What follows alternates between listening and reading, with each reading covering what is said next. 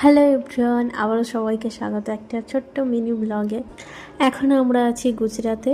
তো সকালবেলা বেরিয়ে পড়েছি একটু মার্কেটে। তো এইখানে এই জৈন মন্দিরটা হচ্ছে, এখনও কাজ চলছে, পুরো কমপ্লিট হয়নি। তো আমরা একটু সবজি বাজার করব আর মাছ কিনবো। আর এখানে কত পায়রা একসঙ্গে বসে খাচ্ছে। তো পীতাম্বর আমাকে বলছি আমি আস্তে আস্তে হাঁটছি, তো আমি দৌড়াচ্ছি, ওই জন্য ওর আগে।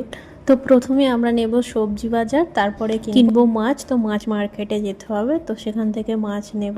আর এখন দেখো সামনেই দেখা যাচ্ছে একটা বড় হসপিটাল। তো বাজার করে ভাবছি একটা কিছু খাবো। তো সেই জন্য চলে এসেছিলাম এই দোকানটায়। এখান থেকে আমি একটা বড়া পাও নিয়েছি, কি বাজে খেতে। সেই জন্য আর অন্য কিছু খাওয়ার ইচ্ছাই হয়নি। তো এবার আমরা অটো ধরবো, অটো ধরে চলে যাব বাড়ি। তো আমরা এখন গুজরাতে যেখানে আছি, এখানে এসেই দেখছি রাস্তায় প্রচুর গরু দেখা যায়। আর এখনও দেখো কত গরু একসাথে যাচ্ছে।